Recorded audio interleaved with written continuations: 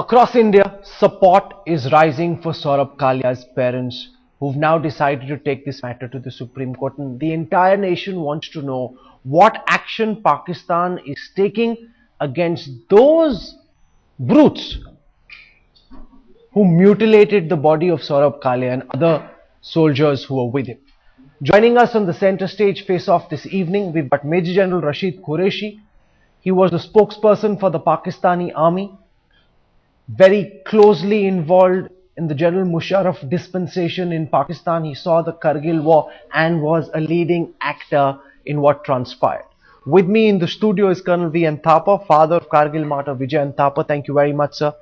It's nice to have you back. We've got Major General Ashok Mehta joining us. Thank you very much, sir. I want to go across first to Major General Qureshi. You know, on the 15th of May 1999, Major General Qureshi, as you know very well, Saurabh Kalia was captured alive along with 5 others.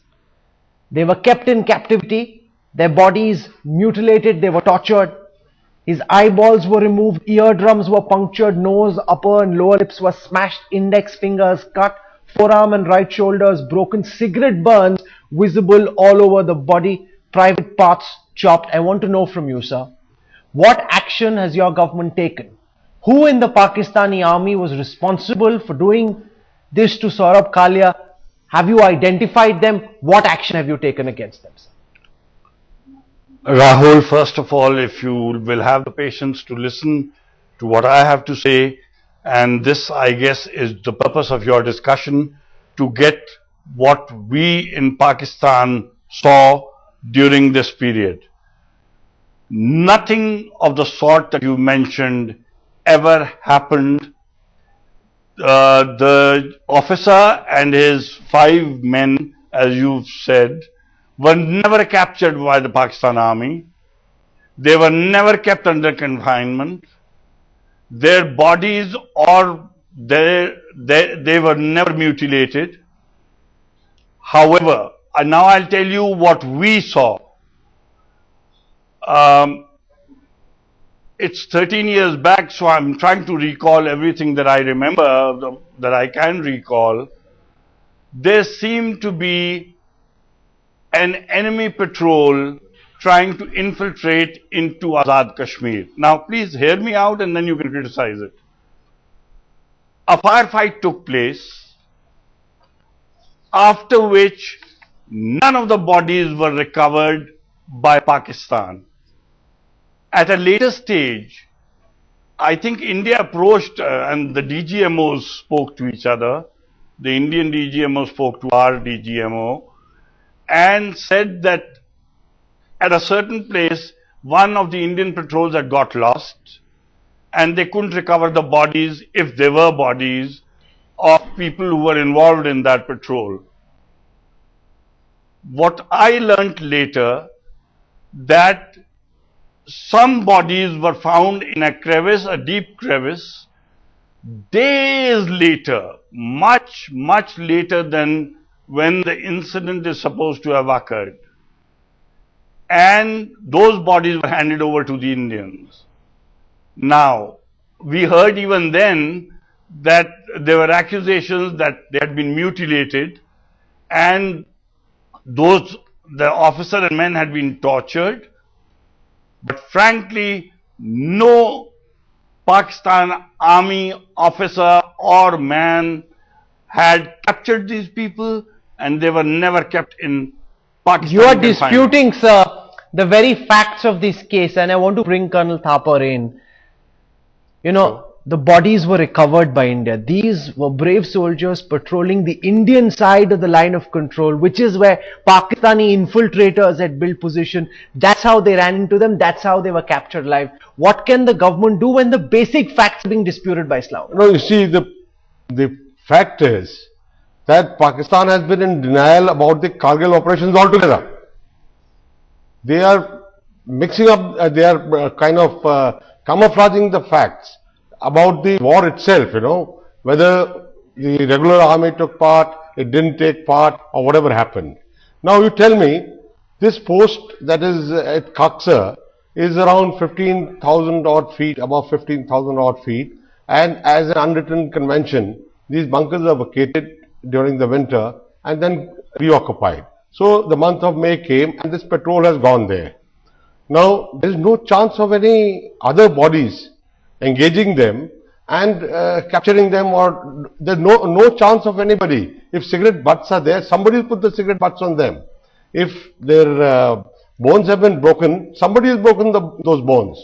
So therefore to say, and that somebody at those bleak places can be nobody other than the forces. Let's for a moment, General Qureshi, for the sake of this argument, accept your point that they weren't soldiers of the Pakistani army. But these were people who crept into India, who were occupying those heights, which is why when our patrol ran into them, that's why they were taken hostage. Now the question is, who are these people? What attempts have been made by the government in Islamabad to find out who were the people who were responsible for taking Saurabh Kalia captive? Can we know that, sir? Rahul, please, just again bear with me. Some of the facts that I've just narrated were told to me yesterday by General V.P. Malik of the Indian Army. He said that a reconnaissance patrol had gone out and it got lost and it strayed on the other side. These were the words he used yesterday.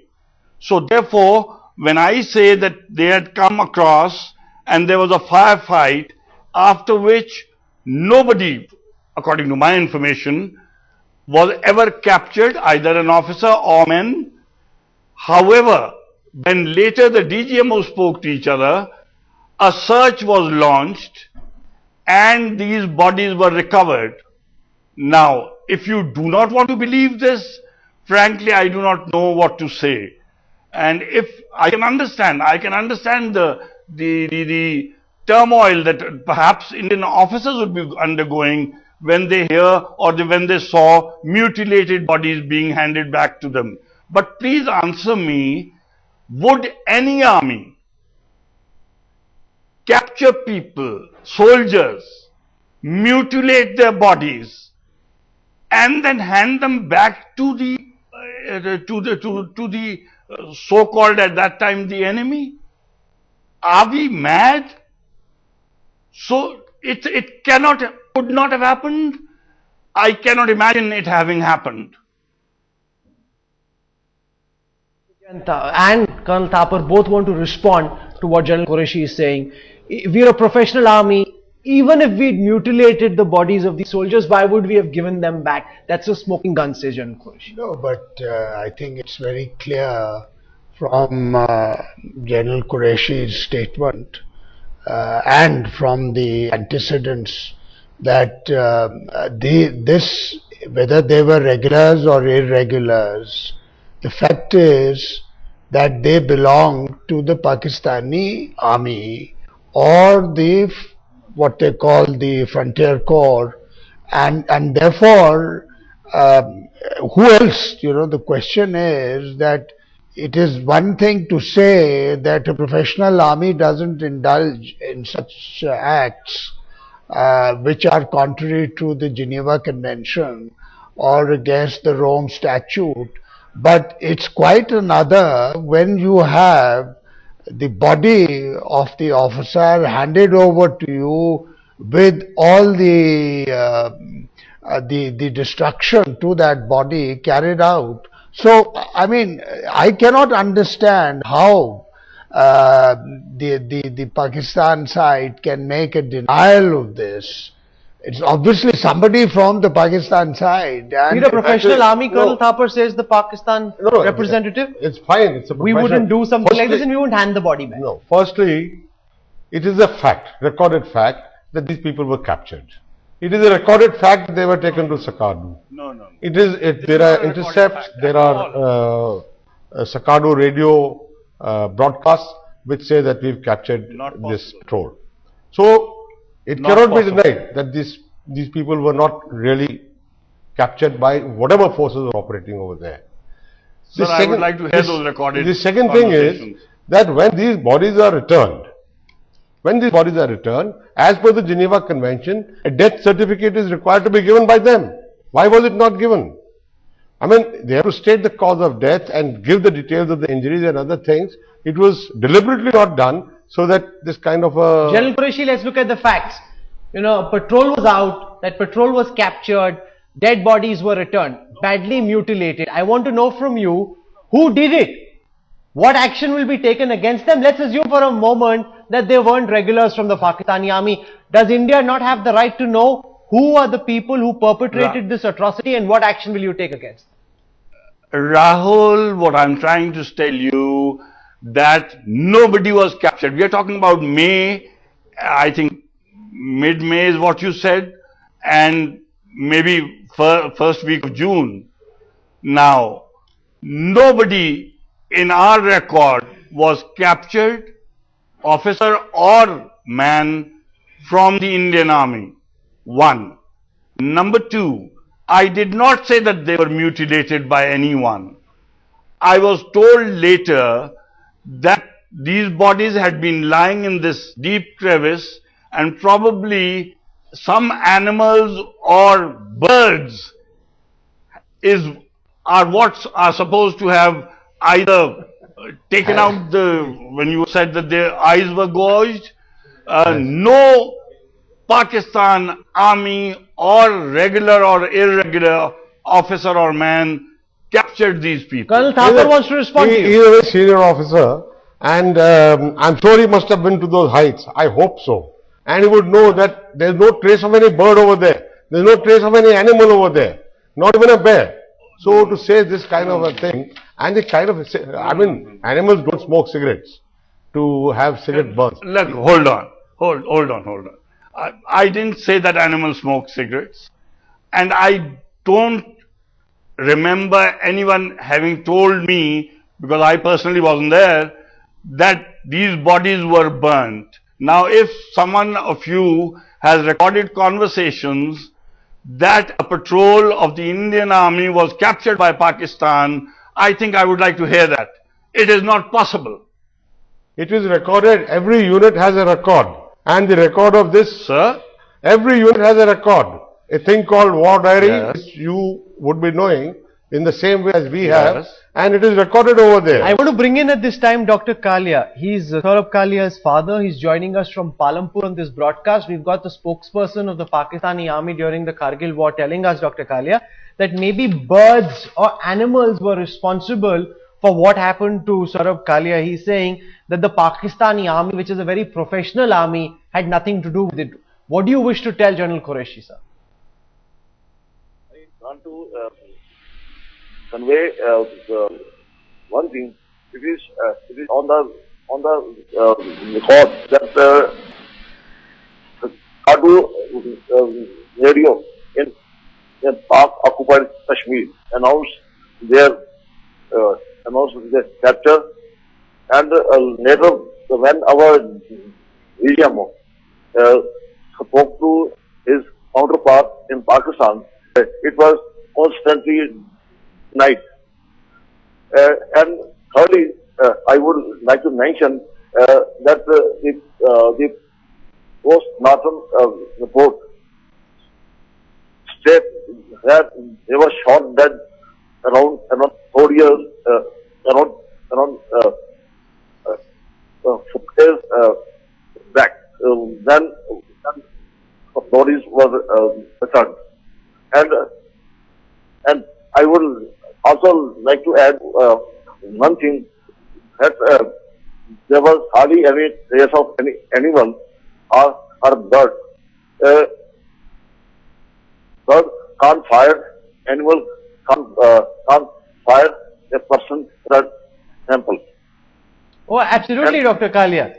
If bullets have been fired, that's not being done by birds and animals, General Ashok Mehta. No, Clearly, but the truth is being stretched in Islam. I think what General Rashid Qureshi needs to do, and I'm suggesting this, that he should at least accept that the story that he has, the version that has been conveyed to him, is certainly far from accurate and is quite creative to appropriate a denier. I would suggest, therefore, that at least they should accept to carry out an investigation and also carry out on how this happened, who did it, and then hold them accountable. I think this is the least. Absolutely. that the Instead of Pakistan indulging in army- fancy storytelling, General Qureshi, can Pakistan at least order a free and fair probe? Is that the least that can be expected? Let's find out who did this to Saurabh Kalia and the others. Rahul, I'm not trying to hedge, or I'm not trying to avoid the questions that you're asking. And please do not twist my words. I did not say birds fired the weapons or the bullets. I did say that there was an exchange of fire between an infiltrating patrol and Pakistani forces. I did not say that the bodies were recovered or the patrol was captured. I did not say that these bodies were tortured and mutilated. Let's accept for a I moment that don't there was think- indeed an exchange of fire. After that, when the bodies were Yes. found, how were they so terribly mutilated? You've accepted the first part, that yes, there was an exchange of No, fire. no. Maybe these people were brought Yes. down. So how are these bodies mutilated? Should there not be a probe on that, General Look- Qureshi? No. Hold on. If you've ever been to the line of control, I have several times. there is, yes, very good. So have I. I've served there for many, many years. There's a place that Pakistan holds, and there's a place on the other side that the Indian Army holds. And there's a no man's land in between. And nobody goes there for the very reason that the other side would fire. So therefore, if an exchange of fire does take place between a patrol which is coming over this side or is near the line of control or on the line of control and moving towards the Pakistani side, nobody would go and try to find out where the bodies are. Major If General they Ashok were Mehta wants to hit- come in. Look, He wants to respond to what you're saying. Look, Rashid, I have served 2 tenures in the Kargil area, and I have not heard this word no man's land. There is no such thing as no man's land. There is a line of control. The territory on the Indian side belongs to India, and the territory on the other side is with Pakistan, is held by Pakistan. So where is this question No, of no. no man's land? There is Yes. no such No, thing no. as no man's land. And in this particular area that you are talking about, as my colleague has mentioned, that this is almost 15,500 feet. And therefore, and it is reasonably close to the line of control. And if when this Yes. patrol is strayed across, nobody is denying the fact that it has strayed across. It has been fired at, and you have now admitted that it has been fired at by Some force. our forces. I mean, some forces means your forces, and later on, we do not know who is responsible, or at least you say you do not know who is responsible for mutilation of a soldier's body, not just one soldier, but 5 others. And therefore, the fact is that according to convention, according to human norms, and especially in the case of a professional army, these activities are not only forbidden, but they are not the done thing. And I don't have to tell you, Absolutely. General Qureshi, that this is how it is. And so therefore, for you to suggest that some animals would have gouged the eyes or carried out that mutilation is a bit far-fetched. And therefore, what we are requesting is that you should at least accept to order a fresh inquiry. Are you prepared to do that, At least. General Qureshi? Do you think there is case and grounds for a fresh inquiry? Frankly, now don't take this to mean that I'm trying to deny information or something that I may know and I'm not willing to tell you, but I just like to respond to the general as he spoke. When I said no man's land, if he's been to the line of control and he had 2 tenures there is a position that India holds and there's a position that Pakistan holds.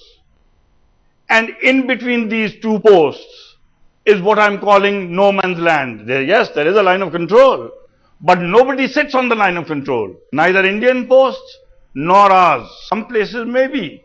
But there is an area in between, and the area is generally between 100 to 300 meters now. And especially in these mountainous areas, the posts are on high peaks. So the area in between, which is not patrolled either by India or Pakistan, is what I'm calling no man's land. No, but that's not the way things are. That aside. General Qureshi, I'm that sorry, aside, even with my limited knowledge, I know that that's not the way things are, because right up till the LOC, patrols are carried out by both forces. Patrols are carried out by the Indian Army and also by the Pakistani Army. They go way beyond their posts. Rahul, hold on. You're talking about perhaps now, when there is a demarcated line of control and there is relative peace there. But this In the line times of that I control served was there- demarcated in 71. No. Colonel Thapa. I'm talking about Actually, the I have fence been to this that place. India has made. I've been to this place, Now- and therefore to suggest that this patrol is only going to its own bunkers. The bunkers which are of forged jat, they are going to clear them. Yes. They are going to prepare them for reoccupation, and this is what happens over there. Yeah. This Okay. and the second thing I want to tell the general, that he should just open the Northern Light Infantry format during the Kargil war. Yes. He will know who were there. Yes. No, So I'm not saying that if I the- don't if know the who was there. exchange of fire has taken place. Dead bodies have been returned by us. Dead bodies could have been then and there returned to us. Then the matter was closed. But it is coming 21 days later, and in this state. So for 21 days, you do admit that these bodies were lying outside? No, I don't admit. I say that these bodies were. They were not bodies. They were not bodies. They were taken captured prisoners. alive. They were taken alive. I want to bring in at this time, give me a moment, General Qureshi. This is not true. I want to This is bring not in at correct. this time PC Chako. He's a spokesperson of the Congress party. Mr. Chako, the government's attitude over the last several years has been deeply disappointing. You know, at that time, the Indian government promised that they would, the Pakistani embassy officials were summoned, a notice was issued for breach of the Geneva Convention, but no action was taken. We've not taken this up at the United Nations Human Rights Council. We haven't been pushing for Saurabh Kalia's case. It very clearly seems in this whole din of Aman Ki Asha, India couldn't care about what happened to Saurabh Kalia. Rahul, in fact, the government of India has taken up this matter at the highest level. I am surprised that General Qureshi was denying totally that there was no such incident at all. India has taken up this matter in the visiting Pakistan External Affairs Minister in 1999 itself. The fact is that, at the highest level, when the government of India has taken up this matter, a general is denying this fact is very, very unfortunate and surprising. But the fact is, as you rightly said, we are really disappointed because Pakistan has got a moral obligation to tell the government of India, to inform the government of India who is responsible and how and what happened there. We did not get a satisfactory answer. I understand the agony of a father who lost his young son, a 23-year-old captain. We are really, really unhappy. Sorry, I don't know what word we used. But the government of India has taken up the matter. No, but platitudes will not do. Mr. Chako, platitudes are not good enough. I want to know from you, and at this time, Dr. Kalia is listening to you, sir. Your actions are being scrutinized. Everybody is watching this story and they'd like to know from the Congress party, what will you do now?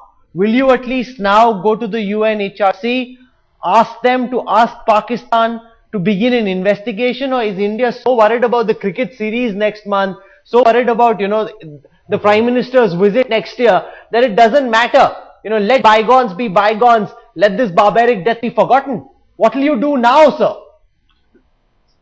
No, Rahul, exactly I am coming to that. I did not say that this is a post chapter and we have done that, enough is enough. That is not what I have said. I know that, yesterday our External Affairs Minister has said that we will do everything possible, whatever a government can do in this thing we will do. And that promise was given by Mr. Sri Salman Khurshid. And we have to take up this in the international fora. We know that it is violation of international agreements. So we have to take up. No, why didn't you do it so far, Mr. Chako? Why Why didn't your government do it so far? This has been going on for the last 12 years. Your government has been in power for most of those 12 years since 2004. It's only now when Dr. Kalia has approached the Supreme Court that the government is waking up and saying the obvious, that what happened was very barbaric. We will take this up in international fora. Why wasn't it done all this while, sir? No, we have done and we did not get the result, Rahul. That's what I said. What the government of India can do is that to take up at the highest level that the government of India has done. But in spite of that, if Pakistan did not, share information, did not take action, is a fact. And now we have to take up this in the appropriate international forum. That the government of India has promised that we will do that. And the External Affairs Minister has promised. It's a fact that 13 years have elapsed since then and no remedial step was taken. It's a fact and we admit that. But that is not treated as a closed chapter, and we will do everything possible in this regard, taking this to the international fora. That's the stand of the government of Will you wait for the Supreme Court or do it regardless? Because he's approached the Supreme Court hasn't given its view yet. Are you promising to do it regardless, or will you do it only if you're directed to by the Supreme Court, sir? No, really not. The External Affairs Minister yesterday said that, it is almost by promise that I will do. The government of India is not going to wait for the Supreme Court's decision or directive. That is not what we are going to do. That was made very clear. I know that this will not satisfy, this will not give any relief to a very unfortunate father of the captain, but still it is our responsibility and duty, and the government of India will, without waiting for the Supreme Court directive, will take up this to the international Let fora. me bring in That assurance was given Dr. by Kalia. our minister. Dr. Kalia, you're hearing the Congress spokesperson. Are you reassured that despite Pakistan's denial, at least the government of India at its level will do what it can to ensure that pressure is made to bear on Pakistan? In fact, in case Indian government in power is getting this, that they will act regardless of the Supreme Court decision. I'm quite obliged to hear this. It's so unfortunate that you're saying you're obliged. Why should you be obliged? It's the country that is obliged to you for what your son did, sir. And it is very unfortunate that it's only after 13 years, when you've approached the Supreme Court, that the government of India is saying they will now go to the international fora. Mr. Chako, it's really shameful to make a martyr's father literally beg and plead with your government to act. This is what the government should have done out of its duty. Saurabh Kalia did his duty. India failed in doing its duty, sir. And the government is responsible for that. Rahul, I have repeatedly, I am repeating it, that, government has taken up, and there are many issues where we expect a reasonable response from the government of Pakistan. In the past, this is not the only instance, but unfortunately, the Pakistan's behavior is very strange and we are not getting satisfactory reply on many scores. And this is one such incident. Not that we did not take up, but we did not get a satisfactory reply on this. And so, we are not leaving this issue and we are pursuing this issue further, and we are really sorry that the decision could not come to a satisfactory solution in the last 13 years. General Qureshi, if the matter comes up at the UNHRC, will Pakistan cooperate, or will you hide behind the guise of this being a bilateral matter and therefore it shouldn't be taken up at an international forum? You're smiling. I wonder what's there to smile about, General Qureshi. I'm smiling because you refuse to understand, or you refuse to accept anything that I say to be factual. And there are areas that you know nothing about, neither do people on the Indian side, where they say that their patrol got lost, after which they don't know what happened. And whatever little I know is what I've told you. So let there be an international probe. Let there be a fair, free international probe. Let it be known what happened. Absolutely. That's not something that I will decide. That's not something that I can decide, one. Number two, the facts that I know, as I know them, are what I've told you. Now, if there are areas that I do not know, or if there are areas that the Indian Army knows that I have no knowledge about, frankly, I can't answer that. Okay, But- quick final points, please. General Qureshi, I would like to talk to you as a professional to a professional. And I'd like to recall Yes. for you that in the 71 war, there were 93,000 prisoners in Absolutely. Pakistani army. Absolutely. Look And at there how was we not treated even one reason for a crib from your side. Whereas in this short war, involving a very small portion of the army, there is such a big problem. And I refuse to see it. I think I'd just like to add that as you say that what little you know, so obviously there are gaps in what Absolutely. you know. So the first point is that you should at least recommend to authorities who you know that a fresh inquiry should be held. And the second point I want to make very briefly, which is an internal point, I think our government, it is their bounden duty that such cases and other cases, it's not a one-time affair. There is no follow-up action. There is no institutional mechanism. It is now that a father of a grieved child who was tortured in battle goes to the Supreme Court, media takes up the case, and the government wakes up. So there must be an institutional system Absolutely. within the government to follow up. It's actually, my submission is true for the media also, to carry on till this comes to... It's as much our responsibility as much as it is the government's. But Absolutely, but it's the government is waking up belatedly. I wish they'd followed this relentlessly. I hope, Dr. Kalia, that your efforts now bear some results. You've heard from Mr. Chako words which are very reassuring. He should have said it, done it much earlier. The government is waking up belatedly. Let's see if pressure can be made to bear. The gaps that even General Qureshi is admitting exist. Let there be a probe. Let's find out who indulged in such dastardly attacks against these soldiers. This is not the way one soldier ought to be treating the others. Let's try and find out who they are, and then let's see what action Pakistan takes against them.